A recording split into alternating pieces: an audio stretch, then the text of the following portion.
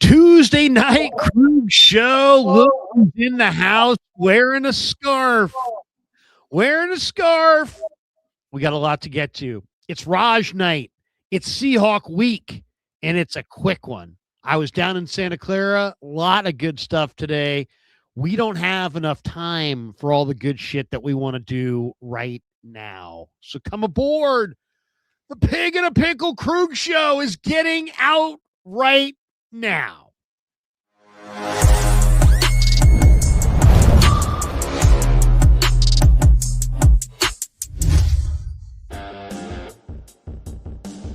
Off and running Tuesday night Krug show. Hope everybody's having a great one. Welcome to the final days of 2025, December 30th. Tomorrow night, New Year's Eve. I haven't decided exactly what we're going to do. We don't have a big party together. Thinking maybe some filet mignon. May have to grill up some filet mignon. Me and the wife. Lots of ideas. Usually she crashes out by about 8:30, 9 o'clock. I mean, she has a hard time on New Year's Eve. Then I wake her up. We used to wake up. I wake her up around 11. Hey, why don't we watch Gary on Cron? Yeah, seriously, we've had some really slow New Year's Eve. And then, by the way, I've been driving everybody. I got to drive Kev places. I got to drive my other kids places. And it's like, oh, this person's there. That person's here. Anyway, so New Year's Eve has changed through the years, but it is coming up. And so are the Seahawks, because they will be at Levi's on Saturday night. Brock Purdy against Sam Darnold, Kyle Shanahan against Mike McDonald, the Niners against the Seahawks. They played in week 1. They're reuniting in week 18. The winner gets the number 1 seed and a first-round bye in the NFC playoffs. And we're going to get into it. We got a bunch of things we want to get to. Raj, good to see you, man. How are you? How's things? I'm good, man. Doing great. Got a new year coming up. Big game on Saturday. Can't complain. Life's been good, man. I'm excited. I'm hyped up. Man. Well, I want to get right to it because, there's so many good little media things out there. One of them is that Rich Eisen did his NFL power rankings going into week 18, and he had been liking the Rams all year. Rams this, Rams that. Every time I tuned down Eisen, he was talking about the Rams. He has the Niners number 1 in the power rankings going into week 18. Let's listen to about a minute of this. We'll share the screen, and then we will comment, and we'll give our own power rankings. But here is a little bit of Rich Eisen on the Rich Eisen Show doing his power rankings. And here before they might have to go to the 1 seed, whoever that time for the top 5. Up 5 spots. I've seen enough for the Bears to believe that they're a top 5 team in the NFL. Wow. I've seen enough. Yeah. Caleb is so friggin' good. He's fun to watch. And they've done this without a Dunze. I'm assuming he's coming back. And Burden's kind of broke out. I've seen that one too, right? Yep. And the defense just keeps taking it away. And they can run the ball. Now, I know they had a problem with the 49ers in stopping them. I just had a problem stopping them. They sure damn did. And the Bears are going to be a problem. And they're going to have potentially 2 home games before they might have to go to the 1 seed, whoever that's going to be. Or if they're the 2 seed, they might not have to go anywhere all the way up until the Super Bowl if they're so fortunate. So they're up 5 spots at 5. Up 1 spot at 4. I'm putting the Patriots right here. Wow. I don't know what to make of them, other than the fact that anybody that's in front of them, they beat. The only thing is the people in front of them, what's going to happen if the Texans come to that building? What's going to happen? You have to go to someplace. It's going to be cold. Else. I know it's going to be cold. I get it. It's cold. Drake May. Will Anderson and Daniil Hunter are cold, but Drake May is red hot and cold as ice in terms of what goes through his veins. So I'm putting them at 4. I'm putting the Seahawks at 3. I don't know, man. I saw what they did against the Rams. They had to pull it out of their orifice, and we keep forgetting about it. And then You know, they went to Carolina, and Carolina could turn to be a very stout playoff opponent for somebody. But I'm just concerned about the offense disappearing. Hmm. And that's why I'm putting the Broncos at 2. And you bet my power rankings going into the final regular season week of the year are the San Francisco 49ers leading this. Yep. I couldn't be more impressed. Didn't you say overreaction when I said they're the Team to beat? favorite in the NFC? I did because of they're the favorite at coming into the. I don't know. Somebody must be calling from San Francisco to thank you for that sort of thing. As a phone is ringing, that never rings. I don't understand it. Yes, I did say that. He's a favorite to make the Super Bowl because anything can happen. Literally every team I just mentioned on my power rankings can win it all. All right. Now he goes into a bunch of other things, but he's got the Niners 1. So there you go. Eisen's power rankings has the Niners 1. Who did he have 2? He had the Broncos. Yeah, he had Denver 2. That's right. Seattle 3, New England 4, and Chicago 5.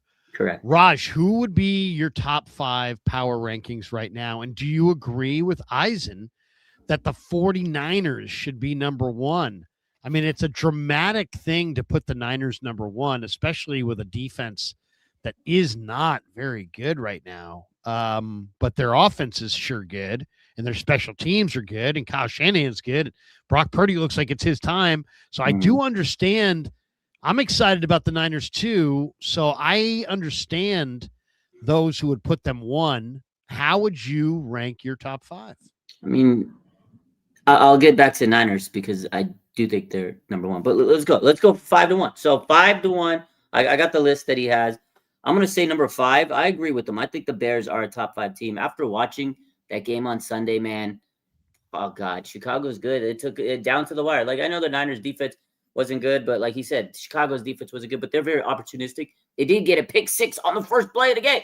Like, that's what they do. They're very opportunistic defense. They did run the ball. They didn't have some of their players, but they still stepped up. Caleb's a really good player. I got a lot of respect for that guy. I didn't think he was going to be good coming out of the draft. I'm not going to lie to you. Fantastic, man. Fantastic player. I think the Bears have a chance because, I mean, they've beaten the Packers. They've beaten the Lions. They beat everybody in that division, top to bottom. They're good, man. I believe in them, but I don't know if they have enough, to beat a team like the, Seattle or something in the playoffs. But I think they could if they got that home field advantage. And Ben Johnson, man, first year as a head coach, he's doing great things. He's changed the culture. So shout out to the Bears. It's a good opponent. I think they're a top 5 team in the NFL right now. The way they're playing, I mean, they almost beat us last play of the game. So I got them 5. I don't think the Patriots are a top 5 team. I know they're closing in on being the number 1 team in the NFC, in the AFC possibly, but they have a weak schedule. I don't want to use that against them because a lot of teams you play who's in front of you. Drake May's great. He's probably going to win the MVP, but I feel like it's a weak MVP. Honestly, I mean, Matt Stafford's the other candidate, but the Rams falling off a cliff. Drake May's great. Not to take away from him. He's going to be a good quarterback this league. He's fantastic. I think CMC should win MVP, but that's a whole nother story for another day. I got number 4 as the Houston Texans. That defense, Larry, is on another level. These guys are playing so good football. D'Amico Ryans, CJ Stroud's hitting his stride. They got a running game now. If you're in the AFC and you have to play the Texans, I don't think you want to play them. I do not think you want to play them. That is a dangerous team, and nobody is thinking about it. Don't sleep on the Houston Texans. It's number 4. I'm going to go number 3. It's a nasty defense. It's nasty. Number 3, I'll probably say Denver. I know he had him at 2. I don't believe in Bo Nix in the playoffs. He's good. Is he good enough to beat a team in the playoffs? I don't know. But that defense, just like Houston, is pretty nasty. And that defense is going to keep them in a lot of games. And in playoffs, defense wins championships. Number 2, I'm going to go Seattle, man. They're the other best team in the NFC other than the Niners. We're going to find out who's better on Saturday. Seahawks, man, they've had a great pass rush. You got a pretty good offense. But the thing is, Sam Darnold, when the playoffs come, he turns into Jet Sam Darnold. And hopefully that's what happens on Saturday. And the Niners, I know maybe I'm a homer pick, but listen, despite the defense being bad or whatever you want to call it, this offense is actually so good right now. And nobody's stopping them. You could throw all the stats out there. We've seen them all. Brock Purdy is finding his groove. This guy's becoming elite out there. CMC, you can make the case that he should be MVP. You take away CMC from this team, I don't know where they're at. Kittle, he'll be back. He's a dog. Jennings stepping up. I mean, they got coaching galore. Kyle Shanahan is in his bag right now. Timely defense. I mean, it wasn't great, but they always find a way. And Robert Saleh, he's going to come out there and make, the adjustments. But the reason why I think the Niners, to me, are number one in the playoffs, if they get the number one seed, Larry, home field advantage at Levi Stadium, are you kidding me? You heard what Alfred Collins said today. He said this was a top 3 loudest atmosphere he's ever seen in his life, ever played in his life. Like, the Levi Stadium is a true home field. And that's why the Niners number one to me is the home field advantage. If you can get Levi Stadium home field advantage and go to the Super Bowl, that right there is a huge power. So that's what I got. All right, interesting. So Eisen's going Niners 1, Denver 2, Seattle 3, New England 4, Chicago 5. Waj is going Niners 1, Seattle 2, Denver 3, Houston 4, Chicago 5. Yeah. What I find interesting about both yours and Eisen's, neither of you have the Rams in the top 5 of the league. Overrated. Rams. No. Have you seen them? They've fallen off a cliff. Puka, ever since he did this, they're 0-2. And Puka's yelling at the refs. He's crying. Devontae Adams, he's been hurt with the hamstring. Listen, he's great, but he's old. And this is why I don't think Matt Stafford should be the MVP. He's struggling without Adams. He loses his Avengers, and now he's normal. He had 3 interceptions yesterday, the pick 6. Brock Purdy, everybody says, oh, he needs the Avengers. This man was doing it with Jake Tonjes and Austin Pleasance. Hello. He wasn't doing it with George Kittle. He wasn't doing it with Brian Ayuk, Deebo Samuel. He had Jake Tonjes, who, hey, respect to Jake Tonjes. He's the Los Gatos legend. My daughter goes to school in Los Gatos, so I got love for Los Gatos. But let me tell you, man, this man is doing it without the Avengers. This man Stafford loses Devontae Adams, and he can't find the end zone. Well, he did, but the other team threw to the other team. So that is why the Rams are falling off. They lose to the Falcons? Come on, I don't believe in them. Okay. I mean, you're putting a lot on that one. This is what I got. I'll go number 5. I'm going Houston Texans. I mean, their defense, their offense is nothing, but their defense is the best. Yeah. I mean, their defense is so good. They're so wicked. What they did to the Chargers this week was just unbelievable. And the Chargers couldn't do anything in that game with Herbert. I mean, Herbert couldn't do anything. They couldn't run. They couldn't pass. They couldn't even get yards. I mean, it was embarrassing. So Houston's defense is really wicked. So they gotta be top 5. So they're number 5. Number 4, I have Seattle. I mean, they're number 2 in points allowed per game defensively. They're number 2 in points scored offensively. So, I mean, that right there, almost you could make a very compelling case that the Seahawks are the best team in football on that alone. The fact that they are number 2 in points and they're number 2 in points allowed. So they've got to be top 5, even though I think there's flaws, and we'll get into it. 3, I've got New England. I think New England's a really good football team. You believe? I like the way they play. I like Drake May. I like their run game. Their offensive line's a little banged up right now, but they got a really good secondary. They're well coached. They're together. They're in all these games. They don't get blown out. I mean, there's something about them I really like. So I've got them number 3. I've got the Rams at number 2. I don't have Denver in there. You guys both have Denver. I don't believe in Denver. I don't believe in I believe in Stafford and that defensive line more than I believe in Denver and Bo Nix. I mean, I'm sorry. I just don't believe in Bo Nix. So I got, and I'll put the Niners 1. And if you want to put me, call me a homer, you can. But right now, the 49ers have a great vibe. They have the best. I think Kansas City has the best coaching staff in football, but the Niners have the best coaching staff in the playoffs. I mean, Robert Saleh, Brant Boyer, Shanahan, probably coach of the year, having his best year. This is the best coaching staff the Niners have had in a long, long time. And so I think they're the best coaching staff. I think offensively, Brock Purdy is, I've felt this way since I first met Brock Purdy. I've maintained it all the way through that I've always felt that Brock Purdy was going to win a Super Bowl here. And I said it, and I've been saying it, and Though I got to be honest, and I probably should ask this question to Shanahan today. Question that I think has to be asked is, are you guys surprised how Brock Purdy's playing coming off of this turf toe injury? Mm. If you didn't know he had a turf toe injury, you would never believe it. He doesn't look diminished. He doesn't look at all diminished. This is the best football I've ever seen him play. And after that touchdown to Juice, where he danced in and out and up and down and around, it's like, you're telling me this guy's got turf toe? I mean, how would he move if he didn't have turf toe? Yeah. I mean, he is playing. I've always felt like he's a championship caliber quarterback. He got to the Super Bowl against Mahomes. He did not flinch. They didn't win, but he didn't flinch. He looks like he's intent on finishing the job. Does he not? Yeah. He really does. That's what that's what it looks like to me. He looks like a guy who's intent. He's like, we're winning the fucking Super Bowl, and I'm leading us there, and we are not going to be denied. No defense, no problem. This is our year. I mean, that's what it looks like watching Brock Purdy.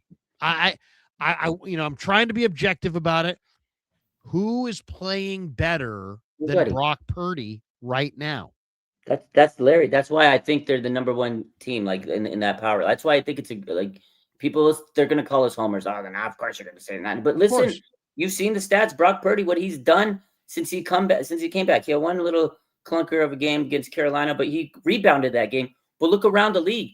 Other teams struggled against Carolina. Carolina's a good team. They have a good defense. They're just young. Sometimes Bryce Young's still a little inconsistent, but Carolina's defense is damn good. They've picked off Matt Stafford a bevy of times. Like, all these teams are struggling against their defense because it is a good young defense. I'm gonna tell you, man, no shame in throwing those picks after the last couple of weeks, seeing other teams play Carolina for Brock Purdy, and he has been an absolute heater. NFC Player of the Week last week, Offensive Player of the Week last week, 5 touchdowns. Got another 5. He's probably going to win NFC Offensive Player of the Week again this week. We got the template already set up. Like, this guy is balling, like, just at a high level. Okay, he throws the pick 6, whatever, and he bounced back and he just went on. And I mean, like you said, the plays that he made, the little scramble, the RPO, holy smokes, the little touchdown to Juice. I mean, he was throwing some dimes. Like, this guy is playing at a high level. No quarterback right now is playing better than Brock Purdy. It's unbelievable what he's doing. And if you put him in that playoff zone and they're in Levi Stadium, I think you're right. I think he wants to finish the job. I think he had a sour taste in his mouth, and he wants to get these boys back. They believe in him. Trent Williams knows this is his chance finally to win a Super Bowl. George Kittle knows, I don't know how many more opportunities I'm going to have. We got to ride with Brock, right? All these veterans know that Brock Purdy is going to take them. And if they make it again, they're not losing. It's in Levi Stadium. And this man, Brock Purdy, is playing with some, I mean, I don't know what is, he's like just turned into a whole nother person, because this man is so good lately. It's crazy. Some of the throws he's making, it's just, oh man, you've seen the film breakdowns. Kurt Bankert, I saw Chase Daniel do one. I've seen the film watchers. Everybody's doing these film breaks, and they're just showing like how impressive his awareness is. There was Kendrick Bourne last night was on Speakeasy, and he was breaking down Brock Purdy and how he like is able to read things, and he kind of sees the receiver and he checks the play, and he the play's there, but he has to improvise so much. I'm just blown away by Brock Purdy, man. He's impressed. And I was one of those guys that said, is he going to be the same after the toe injury? How's the mobility? And really, honestly, this is the best football I've seen Brock Purdy play. The toe injury, I don't even think about it anymore. It's gone. It's amazing. On throws between the numbers, 17 of 22 for 230 yards and a 96.2 QBR. This is against the Bears. On throws against zone in the Bears game, 15 of 18 for 204 yards, 92.9 QBR. Surgical, absolutely surgical. Incredible, really. I want to play the Bankert thought, because the Bankert is so damn good. So good. This is one of the best little, and give us, indulge us here. It's a minute or two, and then we'll come back. We'll do our sleeper lineup. We'll get to the chat. We got a lot to get to. But I do want to play this because this is really quality. This is really quality. Kurt was his backup, and he did this video, and it's just really good. In a minute or two, we'll play it. Here it is. Why does Brock Purdy get paid $55 million a year? It's because of plays like these. Now, I was with Brock Purdy with the 49ers before he was ever a starter. He was the backup to Jimmy Garoppolo. I was the backup to him. And one thing I loved about him was that every single day after practice, he took the script and went through every single play that he did not get a rep of in walkthrough. And I'd run these routes for him, routes just like these. Now, this is game on the line, 2-minute drill. Got to have it, okay? We're going to get a motion across the field, and Brock's going to have to gather in information, quick little shift out, and look at where his eyes are, right here. This is his key indicator on this play, and also we've got to be aware of these two guys. And look at how he processes what's happening here with a great throw, great timing, and great accuracy with anticipation, okay? We're going to get eyes moving to the right. This is going to guarantee that we pull him to the passing strength and a cover 2 look because the linebacker is typically going to wall, meaning his back is going to be to the opposite side of the passing strength. So we have 1, we have 2, and probably out here somewhere we have 3, okay? Brock's gathering information on his first step. 1, 2, 3, first hitch. Now he's flipping his eyes around slightly. You can see it. He is trying to read this defender. Now, body language-wise, this defender's in a pretty good position to make a play. However, Brock's in a better position to anticipate and make an incredible throw to help ice this game. Now, ball is coming out right here. When a quarterback pats his hands, he's already made his decision. He knows what type of throw it's going to be. Everything is done at this point. Back up for 1 second. Look at this. Pats as he's cutting through his break, and look at where this ball is placed. Also keeping in mind where these guys are at this point in time. He has made his decision right now that this ball is going to be thrown right here. Incredible. Watch this. Bam.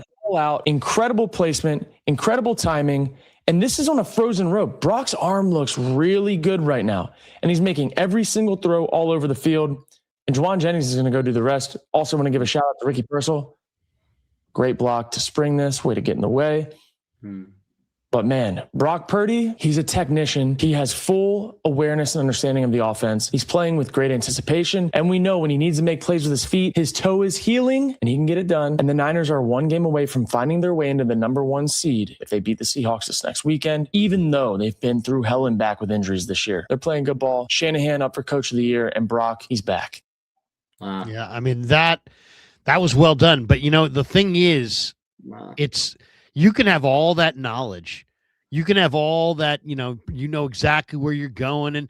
But I mean, if you go back and look at that play again, the exact positioning of his shoulders, he's selling it, and then he's ripping it, man. I mean, he just ripped that throw, and he's not throwing it. He's thrown it to a spot, man. I know. I mean, it really shows that he's in lockstep with his receivers. He's done the mental reps. He's done the physical reps. He's done the practice reps. He's doing these reps with purpose, and you're seeing him perfect it.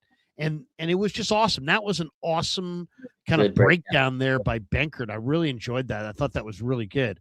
Now, I want to quote now. This is Greg Cosell, who was on the radio earlier today. Listen to this. This is what Cosell said about Purdy. He said on Brock Purdy, one of the reasons why he went so late in the draft, he said he sees the defense as he's dropping back and immediately knows where to go with the football. It's just innate. He's a master at that. These are the details, nuances, and subtleties of the position that are very, very hard. And one reason he was the last pick in the draft is because the college game guys are so different that you don't have to do this in college. So people didn't know he had this innate trait, and it's really a high level. It's quarterbacking at a high level. Correct. So, I mean, that's really it right there. And we're so enamored with height and, looking for broad shoulders and 6'5" and this and that. Like and that 40 foot time, speed. Yeah. You mean Anthony Richardson went 5th overall. Why? He's 6'4", 240. He ran in the 4.4s, and everybody's like, oh my God, look at this guy throw the ball. He can throw it through a wall. Look at him run. He can run faster than running backs. He's going to be awesome. Well, he's not only not awesome, he's tapping out. He's clearly not the guy. And then you got this guy who just keeps making play after play after play. But to me, what's got to be, I mean, if it's not a surprise, then maybe they misled us a little bit. But I think it's got to be a surprise. It's a surprise to me that, and I'm there all the time, that Brock Purdy is actually playing his best football in a year where he's supposed to be playing with turf toe. I know he's playing. I said it. He's playing the best ball of his career, and that's why I said, like, I don't even think about the turf toe anymore, because he's making you forget about the turf toe. What he's doing right now, you can tell he's healthy. When he first came back to the Jaguars, big difference. You could tell it was really hampering him. A lot of people were worried, is he going to be the same? I said, is it going to be that Brock Purdy? We need that mobility. We remember from the NFC Championship game against Detroit, like, that's what brought the Niners back and won that game. Brock scrambling, creating, using his feet. And I didn't know if we were going to get it back. But, man, you see everything he's doing, and it's unbelievable. And he's seeing the defense. He's taking what they're giving him, but he's also just being so anticipatory. And he is in another level right now. So whatever he's doing, however he's getting there, I need him to keep it going, because this has been some of the best quarterbacking, I mean, we've seen on this franchise. We've had Steve Young, Joe Montana, and he's breaking records. He's doing things that they've never done before. Like, it's crazy. Every week there's a new ESPN stat. Like, oh, Brock Purdy's done 3 touchdowns, 2 rushing, this, that. Oh, Brock Purdy has more rushing, back-to-back rushing games. He's the first one to go 10 touchdowns, or like all these crazy stats that they keep throwing out there. It's like, man, he really is going out there and just fucking showing why he's, the franchise quarterback, showing people why he got paid all that money. Because I remember everybody's, oh, bad contract. The way he's playing, Larry, it kind of looks like that was a steal. Like, he looks like he's a steal at the money he got paid on the contract. If he keeps playing this way, that contract is a bargain, an absolute bargain. Unbelievable. It was the going rate. The contract's a non-issue. If people are getting crazy about the contract, they got some other axe to grind. You referenced Bourne. Here's Bourne. I want to listen to what Bourne says here, and it kind of launches me into a thought about Niners Seahawks, and then we'll get to our sleeper lineup. Here's Bourne with Manuacho and Shady McCoy. Teach the audience watching about that moment in that game-winning play. So Brock is really controlling that whole play. He's controlling them with his eyes. He knows what he's reading. He knows where he's looking. So he's setting it all up. He don't just go straight look to JJ. He has to look at the stop route, the sit route. He has to keep his body demeanor in the right position to where the backer don't flow over. Yeah, because they played 2. They played cover 2. So JJ got to get his depth. He did a good job of getting over the backers. And Brock throws a great pass of that touch ball just in that cover 2 seam. But he's going across. So it's really Brock, but it's Kyle putting it all together. We got to answer for everything, and that's why Brock's playing at a high level, because he's reading it right. We got an answer for everything. We got an answer for everything, and Brock's reading it right. I mean, that when Shanahan's deep in his bag like he is right now, it appears that they have an answer for everything, and I would agree generally with the statement. And Brock's reading it right. So the question is this: Seattle rolls in Saturday night. On paper, Raj, they're number 2 on offense in points scored. They're number 2 on defense in points allowed. Their statistical profile says they're the better team. The Niners have a great offense, a quarterback that we really believe has some special traits, a head coach that we think is going to win a Super Bowl, but a pretty bad defense that's just kind of hanging on. Really can't stop anybody, but they have a great coordinator. But I'd rather have great players than a great coordinator. What do you think? I mean, do they have an answer for everything? Do they have an answer for? I asked Kyle today about Michael McDonald's defense, and he's like, "Hey, man, they play the run, and they sit in their 2 shell, and they take away any big explosives, and then they're still really physical with you." And then they've got great timed blitzes, and he knows exactly when to time them and how to bring them. And so he's really a master. Is Shanahan and Purdy going to have the answers, or is Michael McDonald and the Seahawks going to have their way Saturday night? I mean, I'm hoping Kyle and Brock have the answers. And like I said, lately, Kyle Shanahan has just been putting on a clinic. I mean, he outdueled Ben Johnson. And that game was You know, I know a lot of people are saying, "Oh, the Niners don't have this and defense and this," and Brock Purdy's only playing against a bad defenses. The Colts is listen, man. He's playing with Jawan Jennings, Kendrick Bourne, Demarcus Robinson as his top receivers. You know, Purcell's been hurt, Kittle's been hurt. I mean, no disrespect to those guys. Jennings is really playing at a very high level, but I mean, he's not a wide receiver one on most teams. He's playing with guys that are, you know, backups on most teams. Jake Tonjes, right? Although I think he could become Kittle's successor eventually down the line, but that's the thing. Brock Purdy's doing this with guys that probably wouldn't really be starters on other teams. So they have to get up and become starters. I know you have Christian McCaffrey, so that's a plus. But at the end of the day, man, it's going to come down to coaching, Larry. And it's what it is. It's an NFC West battle. You can sit here and say Seattle's so good. Oh, yeah, their offense and all the stats that you mentioned. But when it comes down to a division game like this, it comes down to coaching. And, you know, it's happened before, the Rams and the Niners.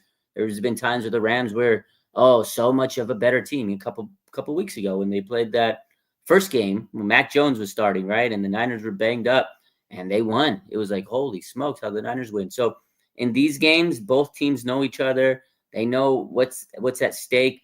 McDonald versus Kyle, it's going to come down to the coaching. And I think Kyle, man, right now he's coaching better than anybody in the league.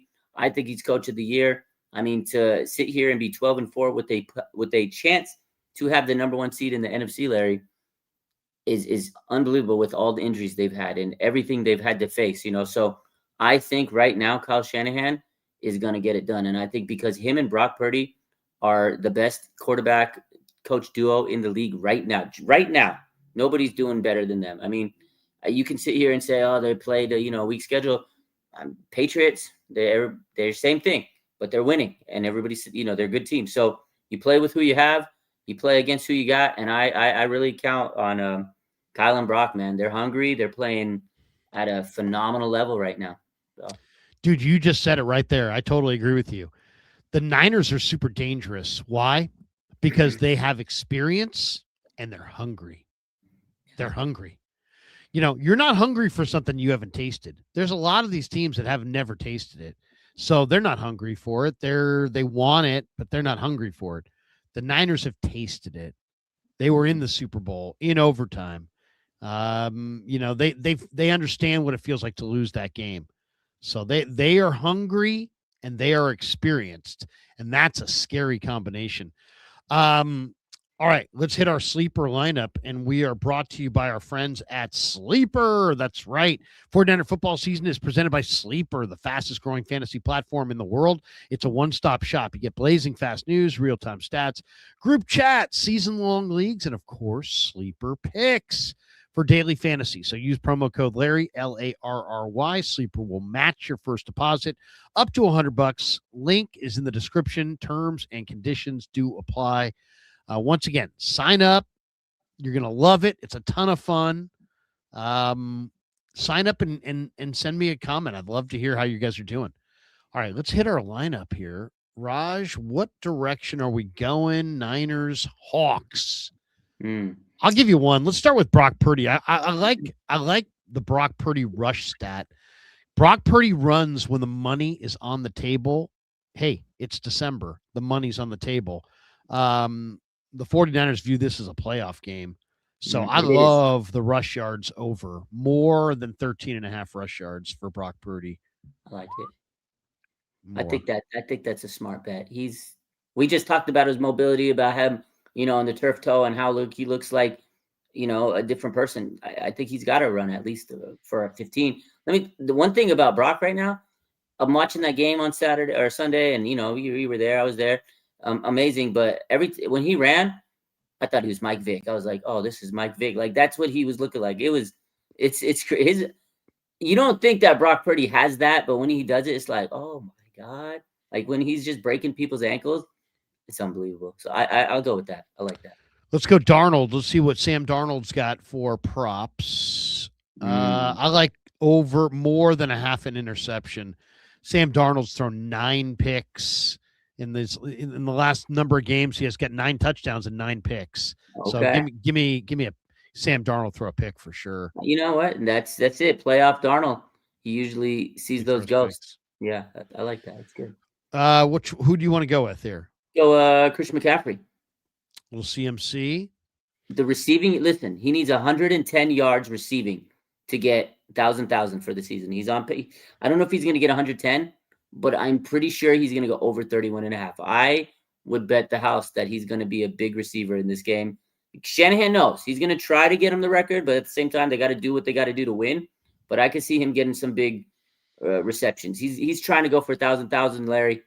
That's the pick. I agree. That's a pick. I mean, can you get more money by making that number bigger? Because I think he goes way past 31.5. Probably.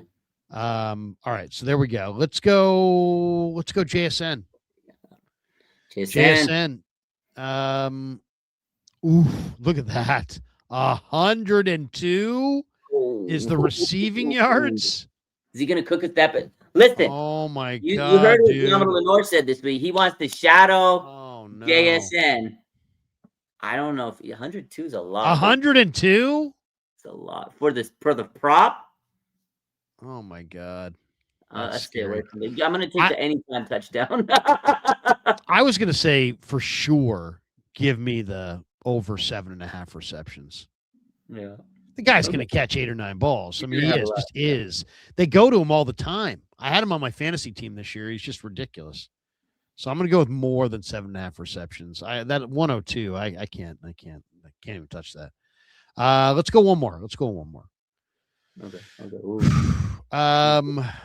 We don't even know if Kittle's going to go. I'm pretty sure he's going to. He's not going to miss the opportunity to play in those jerseys. But you're right. No, JJ. There's no official. Juwan. JJ, it's touchdown, man. Anytime touchdown for JJ. Yeah, mark it. Put it on the board. Yes. Put it on the board. Yes. There you go. All right. Let's see what it makes. Let's see what it pays. $5 to win $83.15. Whoo, I like that. McCaffrey's needs 32 receiving yards. That's a lock. Jennings needs a touchdown. Seemingly, that's a lock. I think he scored in like 7 straight games. Purdy has to run for 14 yards. Easy money. Come on, man. Darnold's got to throw a pick. I mean, Darnold's already probably thrown a pick. Loading. JSN needs 8 receptions. Oh, this is like free money. This is like stopping by the ATM machine. This is just absolute gimme. That is an absolute gimme. Now we're talking it up, but once again, incredible. Love Sleeper. And once again, if you haven't signed up for Sleeper yet, now's the perfect time. Use my code to get a free $20 off, no deposit required. Plus, first-time users still also receive 100% deposit match up to $100, and you'll give yourself a chance to win 1,000 times your cash. Even better, anyone who trails our slip that we just built here gets a chance to win $100 to use on Sleeper. Just send a screenshot of your slip with these picks to hmasleeperpicks@gmail.com and include your Sleeper username in the email to enter. We've been running this every week in December, so do not miss out. It's a great way to make some extra bucks. And that is a winning ticket right there. I mean, I feel good about them a lot, but I feel great about that ticket right there. So thanks to Sleeper for being a proud sponsor of the Kreuger Show. We love Sleeper. They do an incredible job. And sign up. We absolutely endorse Sleeper 100%. All right. One of the things that I wanted to hit today, in addition to this game, we got more on the game, but I want to hit the fact that today, Frank Gore was announced as a finalist for the Pro Football Hall of Fame class of 2026. He's one of 4 first-time eligible candidates to advance to the final 15 in the voting process. The others are Drew Brees, Larry Fitzgerald, and Jason Witten. Those guys are all great players. Don't get me wrong. But come on. Frank Gore is the 3rd all-time leading rusher in the NFL. The longevity is off the charts. So he's eligible for the Hall of Fame and is now a finalist. And Roger Craig, the original member of the 1,000 Club, has been previously announced as a seniors category finalist, along with Kenny Anderson, L.C. Greenwood, Bill Belichick, and Robert Kraft. And so we may get Craig and Gore in the Hall of Fame this year.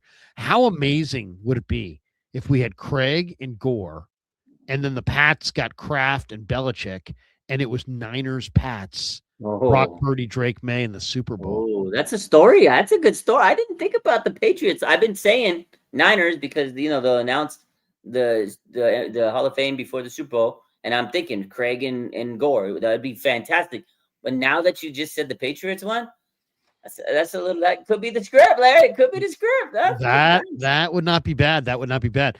Demo Lenore came out and said he wants to shadow JSN. And we asked Shanahan about it today, and he's like, hey, man, it makes me love Demo Lenore that much more.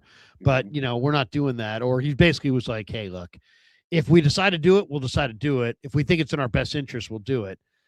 But I don't know that Demo Lenore can handle JSN one-on-one all day. JSN is awesome, man. I think Demo Lenore, be careful what you wish for. Right? I mean, come on.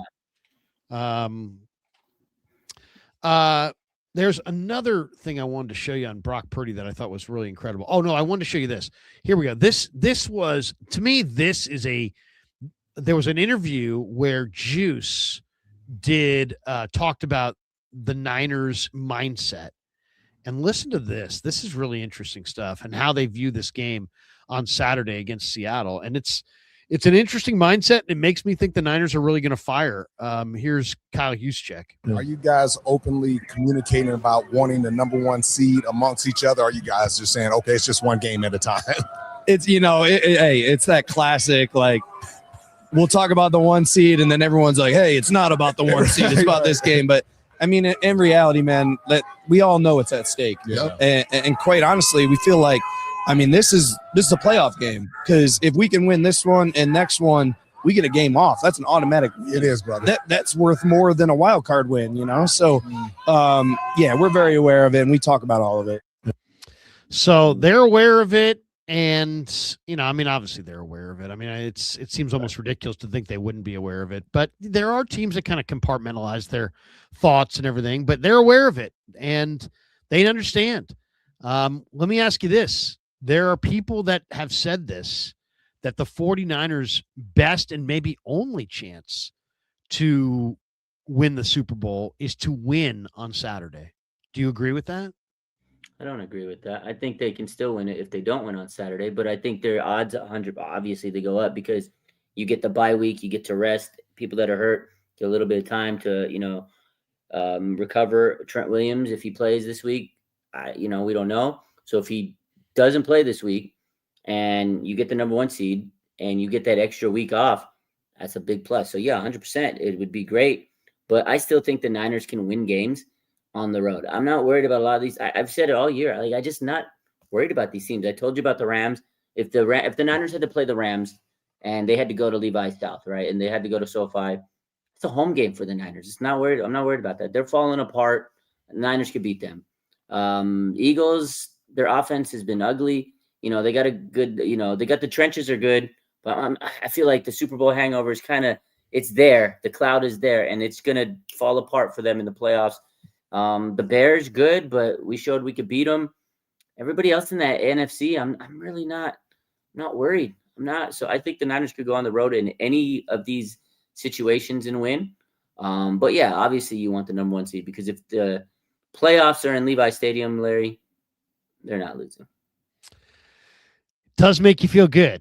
It does make you feel good. It makes you feel like they got a real shot. I mean, now their defense, I mean, what do you make? I mean, I talked to Chase Lucas today. Shanahan said that Upton Stout's in the concussion protocol still. He was limited at practice today. Yeah. Man, Raj, this is the problem spot, the nickel. They really struggled covering. And when Stout went out, they really struggled. I mean, it's just that to me is my major concern, is just what, can they cover? Can they cover JSN? Can they cover the Seahawk receivers? Can they get off the field? On third downs, or is it just one of these things where it's just, up and down the field all day long? What do you think? I mean, what's the key defensively? Is there anything that they haven't done defensively that you think they ought to try? I mean, I think Salah's done everything, and he's working with the best he's got with the personnel. But yeah, I'm not going to sit here and say it. I'm not like stressed about the defense. We've seen it. They've been letting up a lot of points. Bend but don't break. They've been bending a lot.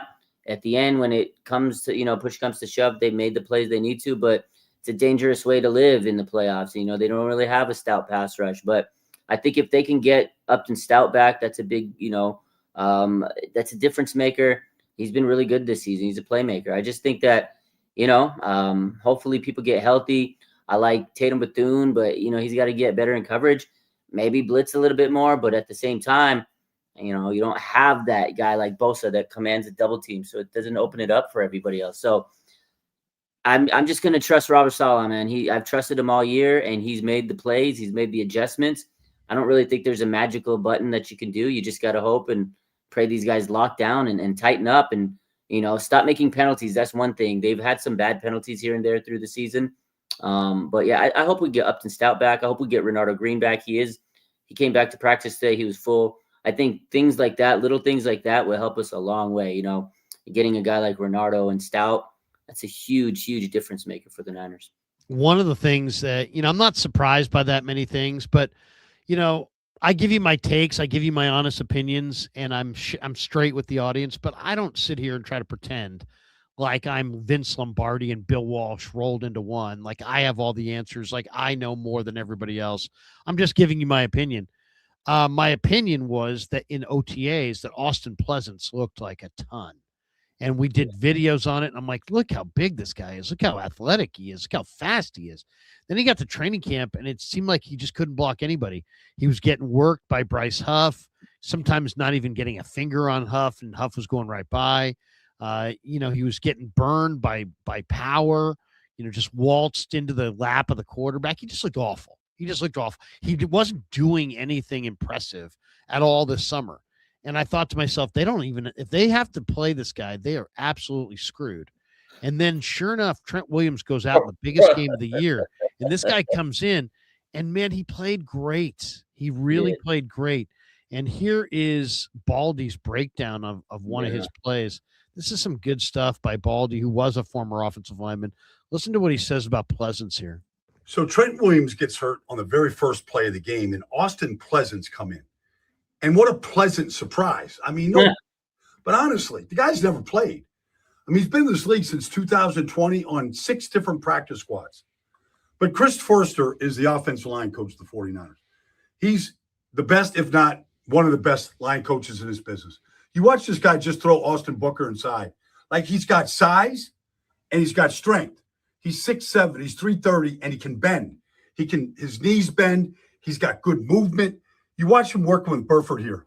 Like, watch him push down, all right, and then come up on T.J. Edwards. And there goes Robinson right by him. Watch him. Like, watch him just go foul this play, just knocking people over, just getting in on the pile. Feels good. He's basically been out there just taking a knee at the end of games this year. I mean, 6 different practice squads in 5 years. Undrafted free agent, right, out of Ohio University. Just widening Booker right there so McCaffrey can cut it up.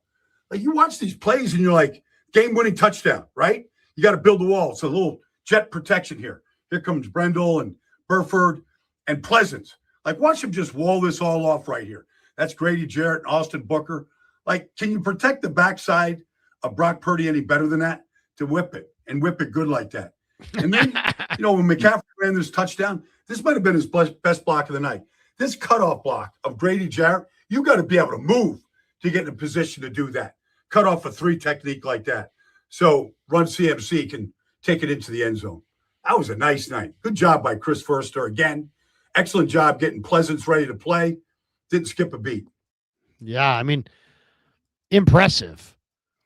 Raj, the thing about this that's the most impressive, I don't even think Baldy hit on. This guy hasn't played in a game with any significance since August. Yeah, no, I know. Didn't play in September, October, November. It's December 30th. Yeah. This guy hasn't played in a game in 4 months. Well, not only that, Larry, he's never really been on a team. He's been on practice squads. He's a journeyman. 6 practice. That's crazy. I made a post about that the other day, and I was like, this guy's been on practice squad since 2020, and I put the list of all the teams.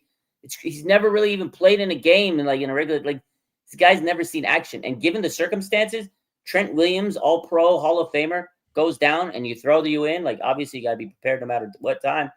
You throw in Austin Pleasance in this big game, and he stepped up. He played. I wouldn't say he played great because pass protection was a little, at times was a little bad, and he had that big whiff where Brock got shellacked. But otherwise, I mean, given the circumstances, he played so good, Larry. You saw the blocks. Run game was on point. That was Christian McCaffrey's biggest run output of the season. 140 yards rushing, best of the season.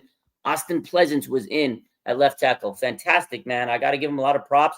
This guy, he finally got a chance to play, and he played pretty damn good. So shout out to Pleasance. I hope Trent Williams is good, but I have a little bit more confidence in Pleasance. And I think, if he has another week to prep and, study the film and get ready, get his feet set, I think he'll be even better this week. So, yeah, shout out to Pleasance. But that's just the Niners this year, Larry. Somebody goes down, you're like, ah, shit. And then somebody steps in, and you're like, oh my God, what a pleasant surprise, no pun intended. Fred Warner goes down, and Tatum Bethune comes in, and he, looked really good when he first came in. And you got all these people just stepping up. It's the Niners this year, Larry. It's a credit to the coaching staff, and just tells you how special this team really is, man. They got great depth. It's fun. It's fun to watch. They really do have great depth. Yeah. I mean, a number of guys have come off the bench and played really good football. All right. Occasionally you're going to, I don't know if this guy is this guy's putting me on or if this guy's just a freaking idiot. But I found this.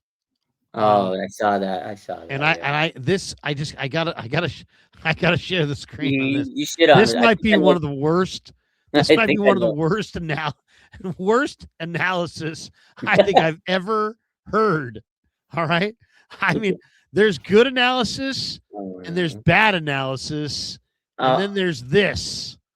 This is atrocious. All right.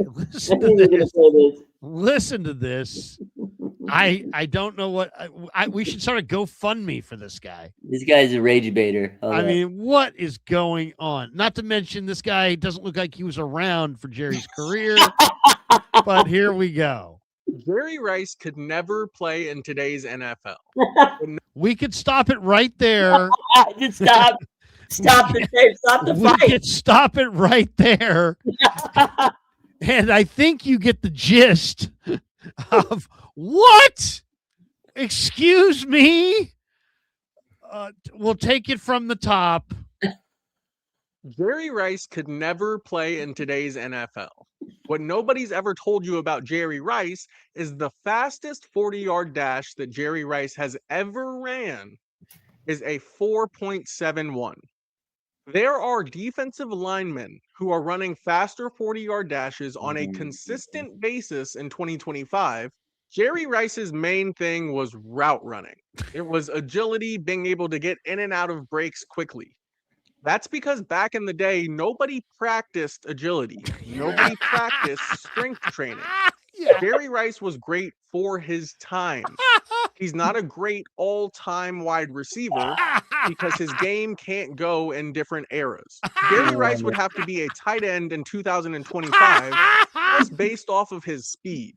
So imagine Jerry Rice, 75 pounds heavier, having to block and run routes. You would never call him the greatest wide receiver of all time ever again. Oh my God. Oh my God. What in the heck? I mean, I'm not for blocking people or banishing them, but I mean, come on, that's about as close as it gets. Right this guy's a rage baiter. I think what I saw you was that? I saw you comment, and then I saw it earlier, and then I went through his page. I think he intentionally just goes and says the shittiest things for content, which, and if he's sincere, Larry, if he really wants to try to get into sports media or, he's done with a take like that. You are absolutely putting yourself in a position where you're never going to get hired unless Nick Wright likes his takes and he gets hired by one of those shows. But no, in all seriousness, that is the stupidest thing I've ever heard anybody say. That is the worst. That is people back then didn't believe in strength training, and nobody had agility. Unbelievable. What the fuck are you talking about? It's got to be that. Why? Because you said so? Who is he? And I think on who are you his profile, exactly? if you click on his profile, I think it's like extremely good ball knower or something. Like he just looks like a dipshit. He looks like a dweeb. I was like, when I saw that, I was like, you got to be kidding me, man. That has to be one of the most pathetic. I mean, Jerry Rice, Jerry Rice, who might be able to still play today. You're telling me if he played today in his prime, he'd suck? Play the beginning of that clip again, just the first snippet. I gotta hear it again. Oh god! Oh my god! You know, you gave him views, and that's what he wants. So we're giving him the attention that he wants. I mean, that was just that. Let me go back to it. When I saw that, I was like, "This guy's got to be joking."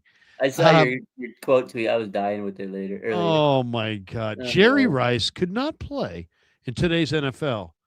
It's like, what? I'd love to mention that to Jerry next time you see him. Unbelievable. Here it is. Yeah, right. Let's get one. Jerry Rice could never play in today's NFL. Never told you about Jerry Rice is the fastest 40-yard dash that Jerry Rice has ever ran is a 4.71. There are defensive linemen. Oh yeah. The world's changed so much. You know, it's like, Jerry wouldn't have a prayer today. He would be a tight end, and then when the guys start going into, and then he would have to gain this many pounds, and it's like, dude, just shut. Oh my god! How many times did he have to take that to say it with a straight face? Because you know he had to say that he probably had to practice that like 100 times. Because there's no way you don't say that and like make yourself laugh by saying I'd almost like to play that for Jerry and just be like, Jerry, you should. Jerry, what do you think of this, Jer? I mean, he would just start laughing, I bet. You know what though, Larry? You might want to be careful because you saw what happened with Diggs today, Stephon Diggs. He got that might be Jay Rice. He might have an altercation where he beats the piss out of it because that's a horrible take. I'd be pissed. If someone said that about me and I'm Jay Rice, I'm strangling that boy. I mean, no, you don't. You feel sorry for him. I mean, that's an awful take. What's the next take? Joe was weak. Yeah. You know, or I mean, it's Reggie White wasn't all that because I mean, it's like, come on, give me a break. I know there's a tendency when you're young to feel like to want to believe that everybody that you're watching is the best. Yeah. And for the most part, it is true. Athletes get bigger, stronger, faster. Like I sometimes when I watch baseball from the 70s and 80s, I wonder how good would those guys be today. But then, you got to remember they would have everything of today. They would have all the advantages. They'd have all the weight training and all the dietitians and all the stuff that players have today. So, they would be as good athletes. I don't know. Athletes. I mean, if they train, they're going to be as good as they were back then, but in a different era, 100%. Yeah, I just, there's this. I know there's this like, hey, everybody we're watching now is the best, but in reality, I'm not the get off my lawn guy, but I'm also not willing to just acknowledge that everybody who came before sucks compared to now. Yeah. I want you to hear this. This is a pretty good little retraction from Shady. I like Acho quite a bit. Shady sometimes rubs me wrong, but here's Shady owning his anti-Purdy. If this Brock Purdy shows up, they in great hands. Hello. Right? I don't know about no Super Bowl and all that, because at his best, he couldn't win a Super Bowl.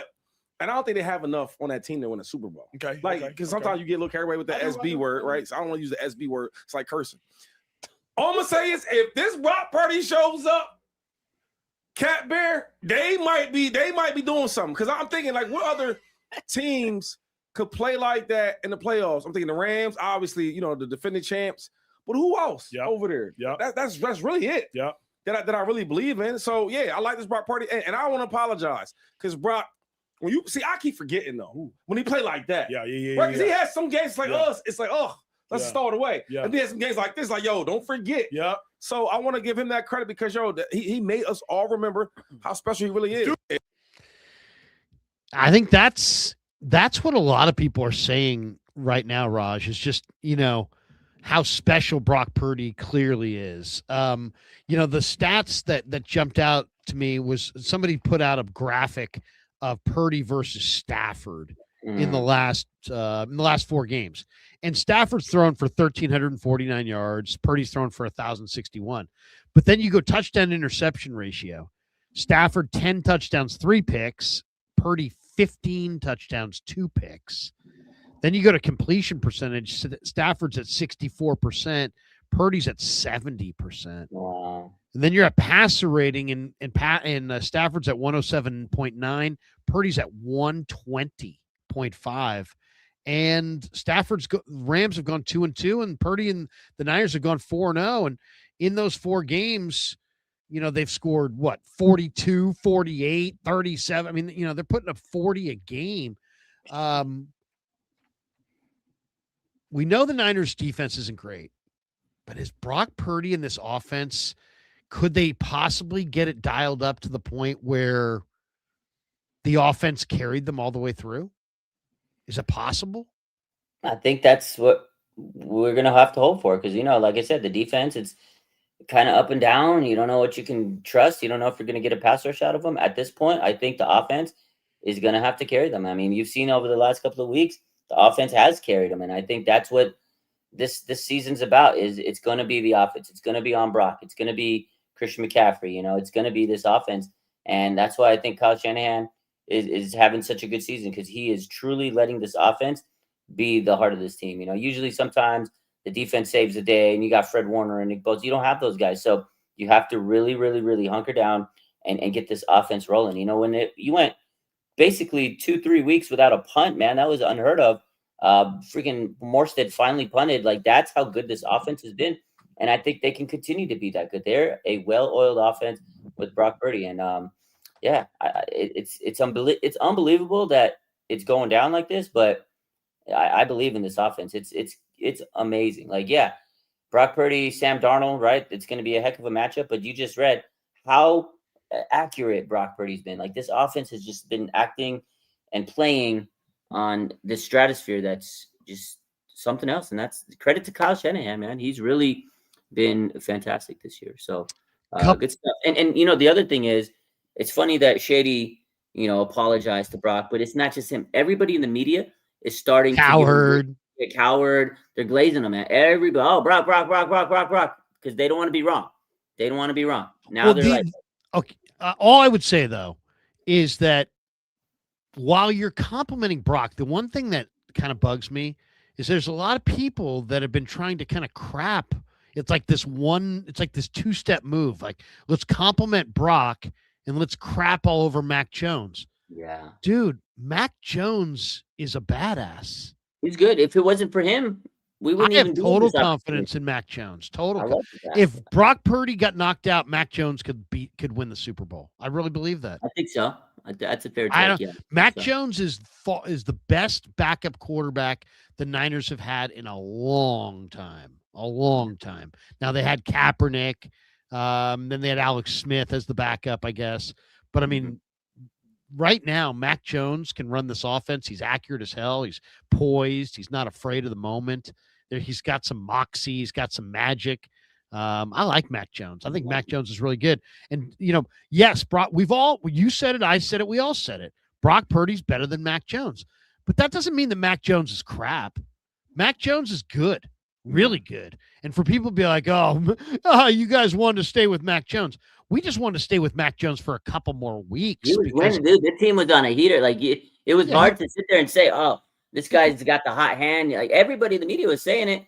Well, he completed 85% of his passes the last game. Take to sit there and say, because we did not know Brock Purdy was going to be the way basically good as new.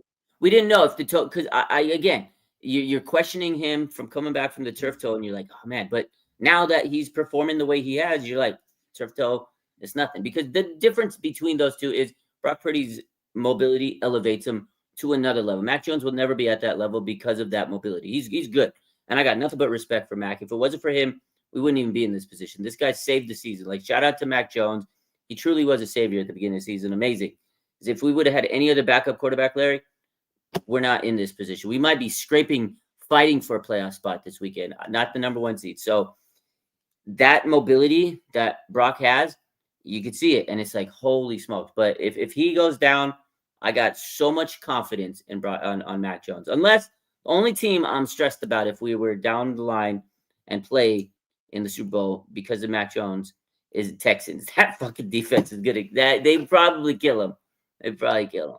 We saw that movie, huh? Yeah, that, we already that saw it. They That wasn't kill a him. good movie. No. I would love to see Mac Jones get a little payback on the Patriots. Wouldn't that be something? That would be a fun one. Wouldn't that be something? Fun one. Anyway it goes down, just get this ring. Okay, some quick hitters and then we'll call it. Give me the player that you said, not necessarily CMC or Purdy, right? They're the headliners. Give me a non-headliner that you think is going to ball out going forward. Okay. And just in this game Saturday or for the whole playoffs? Could be the playoffs, could be this game Saturday. I mean, just give me somebody that you think is about to ball out and play ball. Okay. I'm going to say on offense, I think Ricky Pearsall, man. He's so close. He's there. He's so there. That route that he ran. Oh man, I'm still dreaming about that route. That was so good. He's got so much talent, Larry. This guy is a fantastic player. Just has to be able to stay on the field. I see the talent. This guy is, a hard worker. He's a good person, and you could tell he wants it. He's hungry. I think he's working towards it, and I think Ricky Pearsall is going to be that guy that is an X factor, and you're like, oh wow. Ricky Pearsall, man, he's here. He's arrived. If he can stay on the field, I think it's Ricky, man. I think that's the guy. I think people are forgetting about him. We've talked about Kittle. We've talked about CMC. We've talked about Jennings. We've talked about all these players, Larry. We've talked about Austin Pleasant, but we have not talked about Ricky Pearsall today. That is the guy on offense. On defense, I'm going to say Diamond Lenore. He's been quiet this season. I know he's been on an island. He hasn't really had a lot of opportunities. People shy away from him. They shy away from him, right? Because they don't want to get beat by him. But historically, in the playoffs, Diamond Lenore rises to the occasion. He's had pick six. He's had some big interceptions against the Cowboys. He's had multiple games in the playoffs where you're like, holy crap. That's where he earned his money, Larry, by big time games and making those big interceptions. I think the hyena, Diamond Lenore, is finally going to be, he's going to have that signature game this year. I feel like he hasn't really had that like breakout game this year. It's going to be Diamond Lenore. I like DeMarcus Robinson. I think DeMarcus Robinson's rounding into form. He's played big in the playoffs in the past.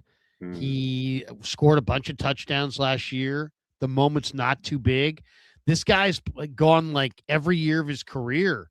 He's played in the playoffs in different stops. So I think this is a guy who's used to playing football in January.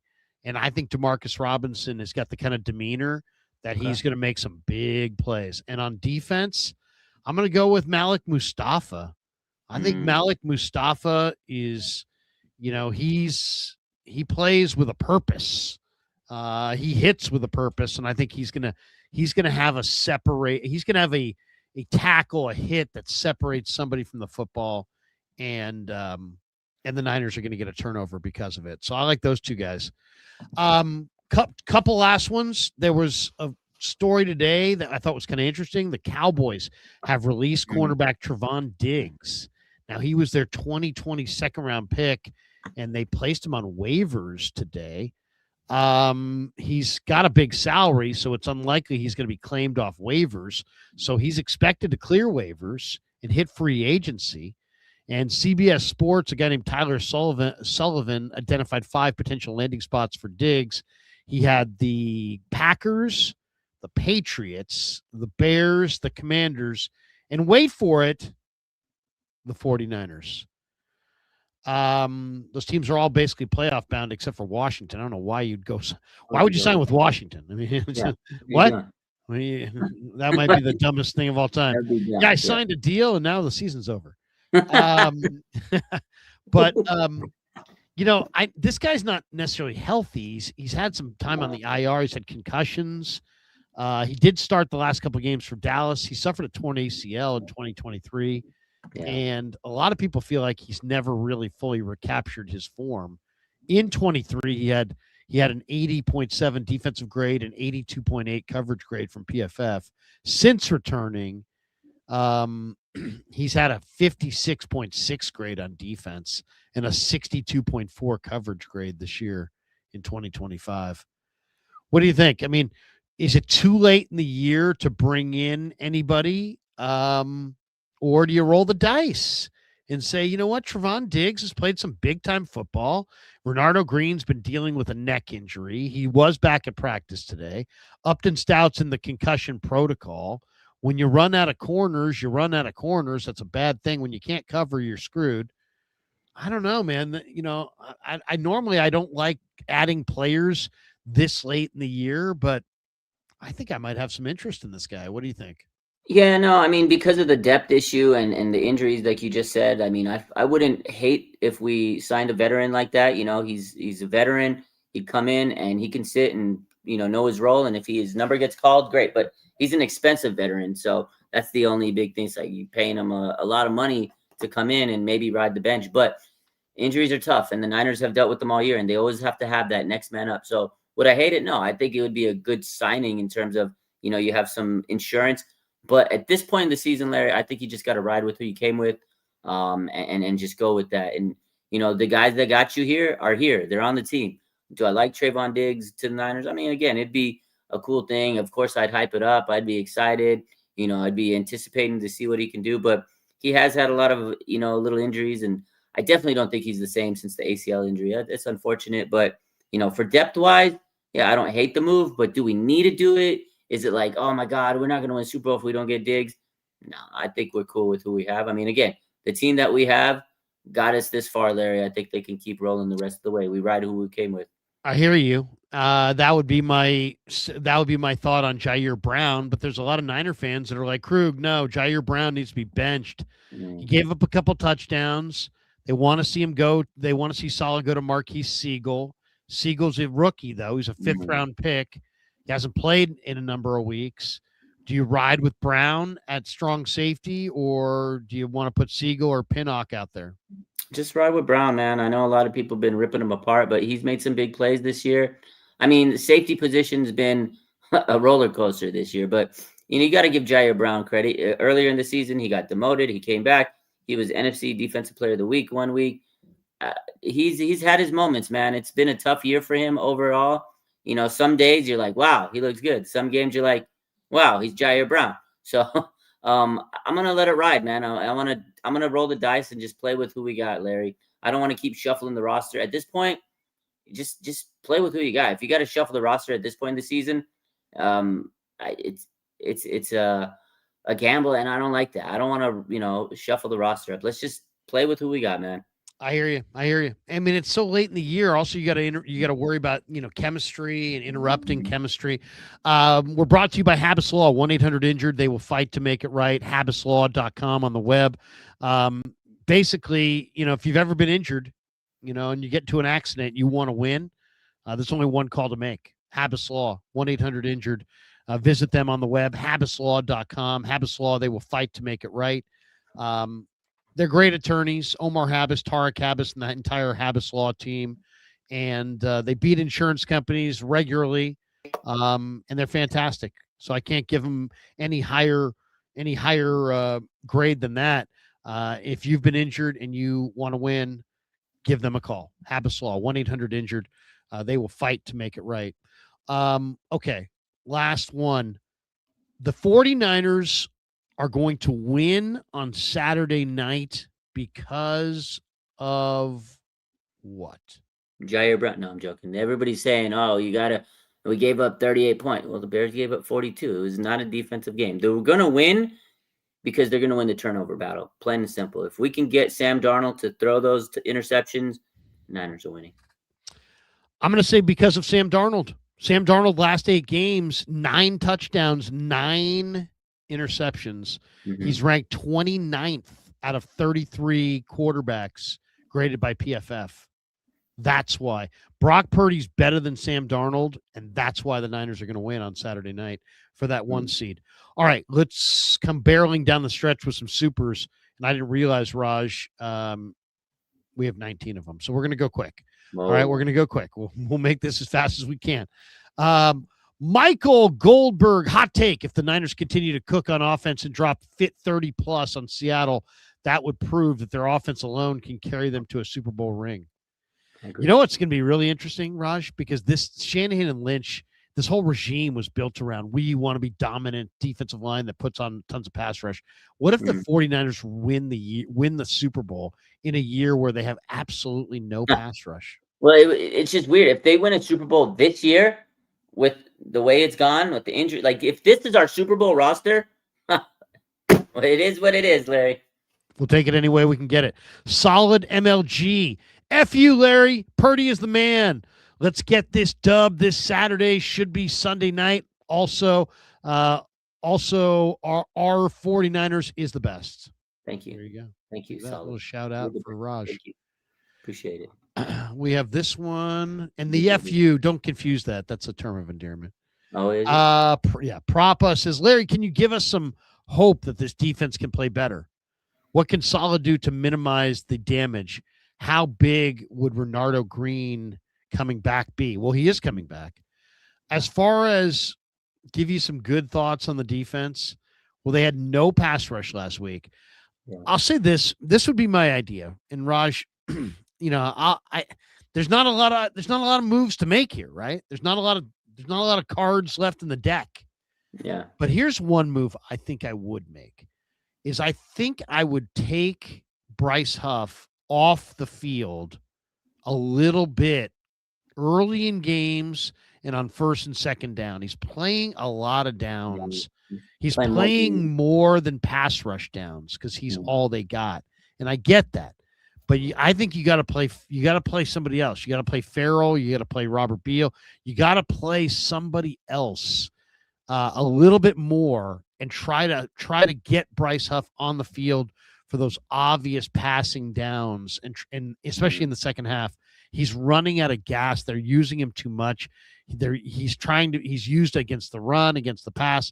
He's a pass rush specialist. Yeah. And I would try to limit him, and then hopefully you get more from him if you limit some of his first and second down stuff. That would be one idea. The other idea is maybe go to Siegel. You know, maybe you go to a big, like a big nickel look with like a 3 safety look. You know, because Siegel was a college corner. I mean, I'm just thinking if Upton Stout can't go, you're going to play Chase Lucas the entire game at nickel. I mean, that's a tall task. That's asking a lot of Chase Lucas. So I don't know. I'm very eager to see what Saleh, what his defensive wrinkles look like. Sean Shepard says Johnson schooled Saleh.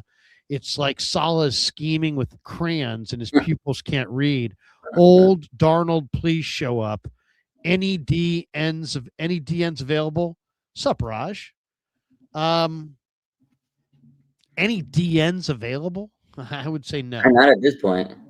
Though I'll say this, the Niners on their practice squad have a kid named William Bradley King, who definitely has got some juice as a pass rusher. And I'd put him out there. I'd put him up. From Washington, right? Or he was on Washington before we signed him. Yeah. He's got some juice. He can do it. Valdez, man, just fucking play Valdez. I think he could play. I don't know. Yeah, or Seabass. I wouldn't mind seeing either one of those guys, to be honest. At this point, they both have good motors.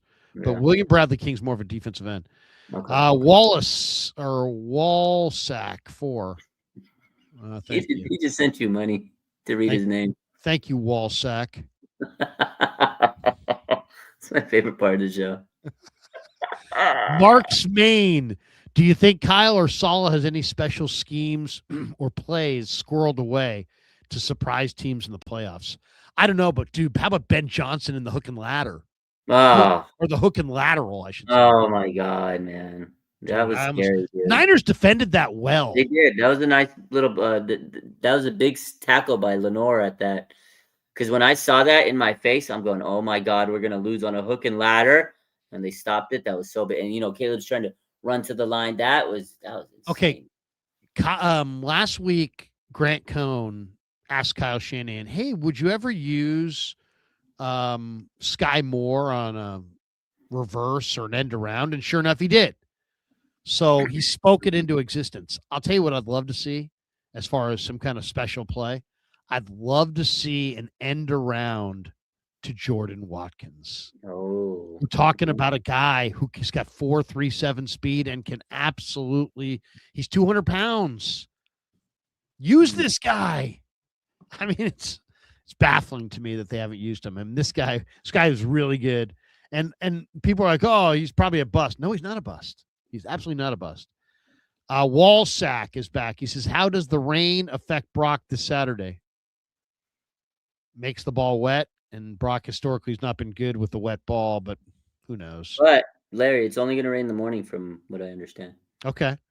And Brock looks good in Cleveland. No turnovers in the wintry mix with the wind. JC Mania. Literally every time Purdy has a major injury, he ends up better than before he had those injuries. LOL. True. For example, the elbow injury in 22, NFC Championship, and then this season with the turf toe. Good call.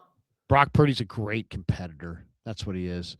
By the way, there was another video of him and Alex Smith talking about throwing blind passes. I saw that. And that was excellent. Excellent. I would definitely encourage you guys to check that out. Free Speech Warrior says, if our opponents score on every possession, why don't we just dial up 10 blitzes since we're going against Darnold? All right. Well, I mean, pressure is going to be part of the plan. That's for sure. The MySpace guy says Niners with the black unis. Come on, Larry. They ain't that bad. Go Niners. Oh, they're ass. What? Now, Larry, we might have to end the stream. What? I hate those freaking uniforms. What? Those uniforms are terrible. First of all, if you're going to have a black helmet, have a black grill. Don't have a gold grill. The gold grill is what makes it look cheeseball. And then the saloon font is fine, but the gold numbers, come on, dude. Gold? Come on. I don't like the gold. You love those unis? They're so amazing. You know what? You're upset? I got no comment. Just read the chat. Read it. Raj is mad. I don't like him. I'm an old school guy. Anthony Catania in the house says, hey, $49.99. Another great show, Larry. Raj, will you be at the game? I will. In my black jersey, Larry. We'll be there. Do you have one? Do you have one you can hold up right now? I'm gonna go get it for you. Just keep reading. All right. I'm pissed. Larry, maybe we can meet up prior to the game. 2010 Giants vibes with this team. Something magical is happening. Even Journey, Don't Stop Believing, was playing at halftime. Go Niners. Anthony Catania, one of the great sponsors of the Kreuger Show. Check out Sharp Corners, Sports Cards and Collectibles, 205 Cypress Avenue in Pacific Grove, California, on the Monterey Peninsula. Anthony's at 831-521-5264. And he's a great follow on the gram. Sharp Corners 831 on Instagram, and he's offering free shipping on all of his items throughout the end of the year. And he may even continue that into 2026 if you're a Kreuger Show fan. So thanks to Anthony Catania. $49.99, Anthony. Geez, thank you. We'll fire it up to see you on Saturday night. We'll definitely meet up in the lot. Sean Shepard says, imagine Moody for the Bears game missing PATs. God, that's all we need. Let's see it, Raj. What number did you go with? We got the Bosa. You get the Bosa. See, now there's parts of this I love. I love the faithful. That looks really cool. I love the sleeves. I don't even mind. I guess I don't mind the numbers when I'm looking at it here. I guess I'd seen them as kind of gold. They're red. Where's the gold? They're just piping. It's just gold piping, right? It's amazing, Larry. Yeah, so I don't mind the jersey. It's the helmet. Have you seen the helmet? Yes, they're amazing. They wore them today. Are you kidding me? I know they did wear them. They did wear them today. They wore them out to practice. I don't like it. Hopefully they win in them. I think it's going to change the vibe as well. Sean Shepard, imagine Moody for the Bears game missing PATs. Oh, God. Let's just leave poor Moody alone. PWS, how tall is Pleasant again? LOL. He's like 6'7". How tall? What's that? How tall is he? What is it? What's the emoji there? 6'7". Am I missing something? Yeah, you are. I am missing it. I guess I don't Yeah. know. I'm not getting the 6'7". You're not good. 6'7". Oh my god. There you go. Jacob Andrews. I did some sports med in med school and residency. Concussion protocol is 7 days for return to play. So Saturday's game equals no Stout unless the NFL has their own rules. Does that mean that Stout can't come back for the game? He might not. We'll have to ask about that tomorrow. Anthony Catania, someone please show Jerry Rice that video. Yeah, exactly. Come on. Anthony says, someone please show. Oh, we got that one. We got this one here. This one from SF Niners 808. Where has Huff been? What happened to our D? What's happening is Huff is playing a ton of snaps, and so he's got no juice. Now, he did put pressure on Caleb on the last play of the game. He did. He absolutely did. He almost sacked him. So he flushed him. So that he gave us his juice at the end. But, yeah, they got to limit his snaps and try to get more out of him. Wi-Fi says athletes are stronger, faster, bigger, true, but tendons and ligaments don't get stronger, faster, bigger, hence more injuries, injury-prone athletes nowadays. I think that's probably true. I mean, Raj, you're a physical therapist. You probably could speak to that, but I don't. I think that's probably a pretty good reasoning there. This one from Stefan. He says, Joe Montana couldn't play in today's NFL. His expertise was throwing the ball in an era where quarterbacks didn't practice throwing. That is just awesome. That is just epic. Jerry Rice wasn't good. See, the fastest 40 he ever had. The 4.71. The way he led that video off was it's all you just hear the first clip, you're like, oh, done. You go. What's next? Yeah. What's your next video? Eddie Van Halen really couldn't play the guitar that well. Pablo He really Picasso. couldn't. Pablo Picasso was a dog shit artist. There you go. Yeah, exactly. Yeah. He could barely finger paint. He could barely use crayons. Oh man, that is awesome. That is awesome. Michael Jordan could not play basketball. No. Are you kidding me? Jordan would suck today because then there were people that didn't practice agility or whatever. Yeah. He didn't do strength training. He didn't do strength training. You don't realize that the average guy today is 10. Right now, Pajemski's 10 times better than Jordan because Pajemski's a modern athlete. Jordan was from yesteryear. He sucked.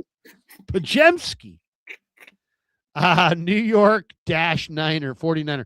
Last week, I made my girlfriend listen to Larry and Damon instead of Christmas music while we wrapped Christmas gifts. LOL. Get on board or get out. LOL. Quest for 6. You might be out. Bro, you might be on the couch. No, I mean, I love that. I love Larry, but you gotta listen to Christmas music when the girls. Hey, love that for you. Hey, let me just say this: if I'm hanging with the wife, I'm listening to Christmas music over Larry and Damon. That's for damn sure. Especially if it's Larry and Raj, though. Maybe. Yeah, it's more the Damon part. No, we're just joking, Dan. Riz the Fizz, Larry looking mad cute. Oh, thank you.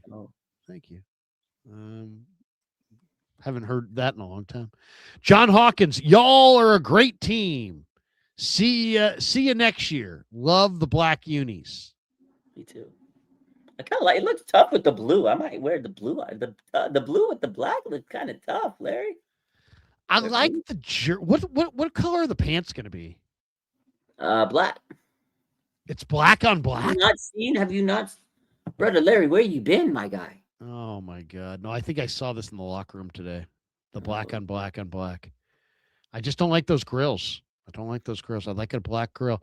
Walsack is back. He says Warner back for the NFC Championship. What percentage is worth it? I saw him leaving the stadium the other day, and I said, "Man, what a game!" He's like, "Absolutely." He was feeling good. he wants to be back, dude. I mean, I don't know if it's in his best interest. I don't know, Raj. Well, what is your thoughts on Warner? I mean, I guess it would just give them such a huge lift, and they need him. But God, I would hate to see him risk his career for it. He won't. And He's coming back, and I think he would play. He knows not to like. Fred's a smart guy. Also, he's not training 6 hours a day to not come back. We need him. We need him badly. Play every down. I think if he came, he'd play for a few, maybe just to kind of come in 1 or 2 plays, whatever. His presence, Larry, just him coming out the tunnel in the jersey, in the uniform, there, and they're like, "Oh my God, Fred Warner's!" But just that moment is enough to lift him. Yeah, to just lift him. He could play 1 play, and for them to see Fred Warner, our captain, he was supposed to be out all the season. He's right there. We cannot lose for him. Like that right there would motivate the shit out of me, Larry. And that I hear you. Yeah. Pretty great dude too, man. He's there's a lot of good dudes in that room. I'll say that. I really enjoy covering this football team because there are a lot of good dudes in that room. I talked to Chase Lucas today at his locker. What a great dude he is. Did you see what Chase Lucas did at the end of the game? Yeah, I posted that he went to the Bears receivers and he checked on them because I'm sure they're distraught. Goes and checks on them and he makes sure they're okay. Good dude. Good dude. But that's actually I mentioned we talked to him about it. I'm gonna put that. I'm posting that in the next day. That was dude. He's the real deal, dude. Yeah, he's a good dude. He's nice. There's just a lot of high character guys on this team, and I feel like that's what the Niners. When Lynch and Kyle took over, they've been trying. They didn't have all high character guys. They made some mistakes here or there. Reuben Foster, Devondre Campbell, but for the most part, most of these guys are high character guys, and that's who they get. Yeah, it's true. PWS West Coast says hell of a live to end the year. LOL, so many laughs. Are you kidding me? Raj and I have been doing this all year. Tuesday nights, guys. Remember, Tuesday nights. We're pretty faithful on it. All right, that's going to do it for us. Thanks to Pig in a Pickle. Thanks to Sleeper. Thanks to Sharp Corner Sports Cards and Collectibles. Thanks to Habas Law. And, of course, thanks to you, Raj. I'll give you the final word. Of course, everybody hit like and subscribe on your way out the door. Quick week, right? Niners practice tomorrow in Santa Clara on New Year's Eve day. And then they practice on Saturday. So tomorrow is Wednesday. Then they practice Thursday, which will be New Year's Day, and then Friday they will be off, and Saturday night it's on, and I can't wait, man. It's going to be awesome. I feel really good about this one. I know Seattle's really good, but I don't believe in Darnold, and I think there's a little magic carpet ride thing going on with the Niners right now. I don't think Brock Purdy can be defeated. I think he is intimidating to the opponent. And what we got? Wait a second. We got 2 more here. We got these 2 as well. Walsack says, who is Grant's favorite football team? Need to know. Oh, dude, he's a Niner. He's a Niner fan. Are you kidding me? He loves to pretend that he's not a fan and this and that. But come on, you wouldn't have the kind of enthusiasm and effort and energy that Grant puts into his coverage if he didn't have some affinity for the team. Now, he may not want to admit that he's a fan, but come on. He's not I'll say this. He's not walking around like, by the way, you got the Broncos score. Hey, did you get the Panthers score? I'm a big Panthers guy. No, he's a Niner fan. He might not want to admit that, but he's not a fan of any other team, I don't believe. I could be wrong by that, but that would be my guess. PWS says, Raj, turn the 9 upside down on that Bosa jersey. LOL. That's awful. All right, we're out of here. That's going to do it for us. For Raj, I'm Larry. Have a great one. Peace. Yeah, never met a man I've been scared